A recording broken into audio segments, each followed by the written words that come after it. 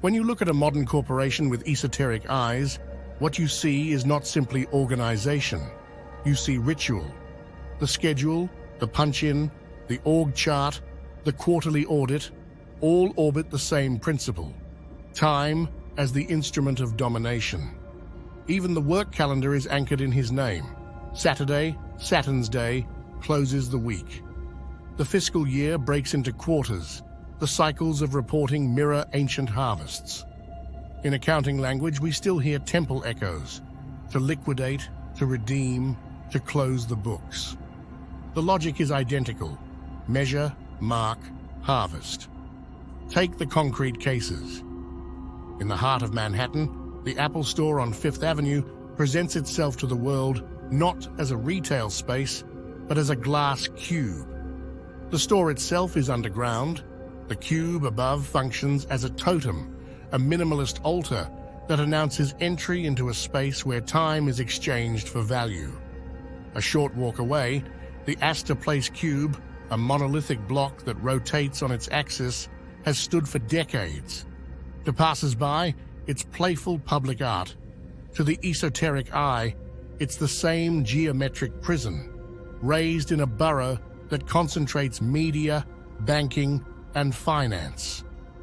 Downtown, the Red Cube by Noguchi sits before 140 Broadway, aligned toward a glass tower. A solid mass confronting a temple of light, geometry of matter, form, and measure. Cross the river, and you see the same vocabulary in other capitals. If the cube doesn't appear as sculpture, it emerges in architectural volumes, hexagonal floor plans in banks, honeycomb ceilings and facades, repeating the same pattern of order and enclosure. Corporate logos echo the language. Chase Bank uses an octagon, which designers explain as a cube in rotation. Microsoft presents a gridded window, 4 panes that function like the administrative matrix of digital reality. Attant wraps the globe in rings. Boeing and NASA draw orbits. The Saturn car brand used the planet and its halo outright. In finance, the naming itself invokes stone and darkness: BlackRock, Blackstone, Onyx, Obsidian. The imagery insists on weight, permanence, and control. At the top, the Bank for International Settlements in Basel rises as a cylindrical fortress of glass, a crown, a ring, a perimeter for the world's central bankers. Architecture itself becomes catechism. Stock exchanges and chambers of commerce borrow columns like classical temples. Granite plazas impose gravity.